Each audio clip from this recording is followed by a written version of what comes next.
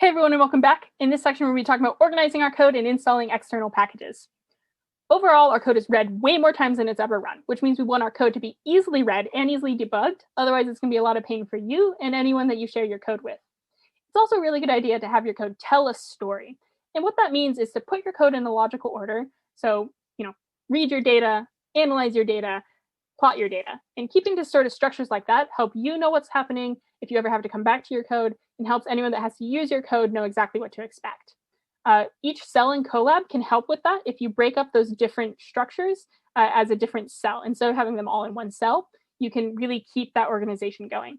You should also use comments to know what's happening, but don't use so many that you're reading a novel every time you go through the code. Keep it short, keep it simple, keep it clear. And then related to the last video, you should really put your functions early on in the code, and you should put them in the order that you use them later. That way everyone sort of knows what to expect as they're going through. Here I have sort of fake code in a bunch of cells, and this is going to really show a structure that you can sort of keep going back to. First, you want to set up your system and install any of your needed packages. So, pip install netcdf4 if you're using Xarray. Go through all of the car2py installs, and we're going to talk a little bit more about getting more packages. Next, you want to import your packages, so do all of your import statements, and you can even import your own modules that you've created on your own. Finally, you want to mount your drive in this section, and then you want to create all of your functions for frequently used code. So anything that you're going to use more than 3 times, it's generally a good idea to create a function for it. And it really helps to create a function that does a single specific task. So one function to read the data, one function to analyze the data, one function to plot the data. And that way you can pick and choose which one you need at a certain time. Then you should actually read the data and analyze the data using those functions that you created and any other, less frequently used things and that kind of thing. And then you want to plot your data with 1 cell per plot. That way you have code and then your plot, and you can format things exactly how you want them. You should also be aware of how consistent your code is. There is a style guide for Python where it goes really into depth on a lot of different things, code layout, string quotes, white space, that kind of thing. I do recommend going to this site, but I've picked out a few highlights here.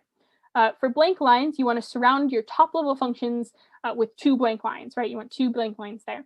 You can use extra blank lines to separate groups of related functions, but notice their use of the word sparingly. So you don't want to have a bunch of gaps in your code, but you can use blank lines to separate different ideas. In general, you want your imports to be on separate lines, and you also want your imports to be at the top of the file, just so that people know what your code expects to use. There is a recommended maximum line length of 79 characters. If you're ever typing a really long line in Colab, you'll actually see a vertical line pop up, and that's actually your 79 character limit. So that can be really helpful to go with. And then finally, for comments, we talked about this a little bit, but once again, keep them simple, keep them really clear, and use full sentences in order to tell us exactly what's happening. In the style guide, there's also a lot of notes about white space in your expressions and statements. I'm not going to go through all of these. Just be aware that putting spaces in between things can really help or hinder your readability. So reading through this stuff would be a really good idea to know exactly how to put those spaces in between things. This is one of my favorite little Easter eggs in Python. If you say import this, you get a nice little poem of the best practices of Python code. And some of my favorites are beautiful is better than ugly, readability counts, errors should never pass silently unless they're explicitly silenced, and then now is better than never. Although never is often better than right now. Kind of a fun little thing, but also actually really great practices for Python code. Next, we're going to be talking about packages. And a package is really just a directory of Python modules and functions. We've actually already seen a number of packages.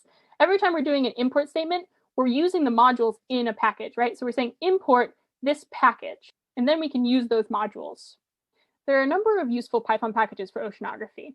A lot of them are already in Colab. So NumPy, SciPy, Xarray, Pandas, Datetime, and Matplotlib are already in Colab, and to use them, all we have to do is import them.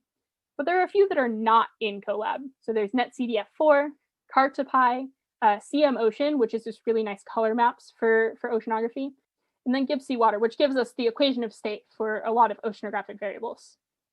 So in order to find out what packages are already in Colab, you run this line of code, excitement mark, pip, space, list. And what that's going to do is it's going to print out a giant list of every package that's already in Colab in alphabetical order. So if there's a package that you look up and you think, hey, this could really work for me, you can look for it on this list. And if it's not there, you want to install it. So to install it, you say pip install, and then you get the package name. To figure out the name to import the package, you can check the documentation. So for example, for our CM Ocean, we have our documentation, and we're going to go there. And you can see its beautiful color maps for oceanography is CM Ocean. And a lot of times there's going to be a button that says installation. And if you click that, you can say, oh, it says pip install CM Ocean. So to install that, I would say exclamation point, pip install CM Ocean. And what that does is it gives us a whole lot of different color maps that we can use in our plots. For example, if we import CM Ocean to import matplotlib, we can create a plot with our CM Ocean color maps as our color map here. So that's how you install new packages. These are the two that we haven't learned yet. And we would say pip install GSW, pip install CM Ocean. And on the right here is actually the package management and the import statements for pretty much every module and package that we've had in this class so far. So here we have pip install netcdf4, and that allows Xarray to work with Google Colab. Then we have pip install GSW, and that's our Gibbs seawater box. And then we have the pip install CM Ocean, which gives us our nice color maps. And this whole mess is for the Cartopy that we had to work out because it sometimes doesn't play nicely with the Shapely package here. And then we can import all of those things and do all of our import statements. So if you're using every single package that we've learned, this is the import statement. And those are in the lesson 16 notebook that I gave you guys. Now, once you run this package management, of course, you want to comment it out because you only want to run it once per notebook.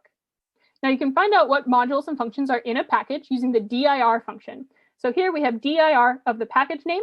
And for example, we have dir GSW, or our Gibbs seawater box. You can see it's got a lot of different functions in there from, energy, enthalpy, looking at ice, melting points, that kind of thing.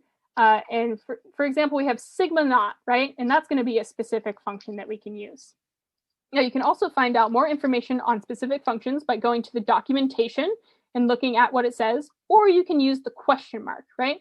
For example, we have gsw.sigma0 as our function, and we give it our question mark, and we can see exactly what this function does. So it calculates the potential density anomaly with reference pressure of 0 decibars.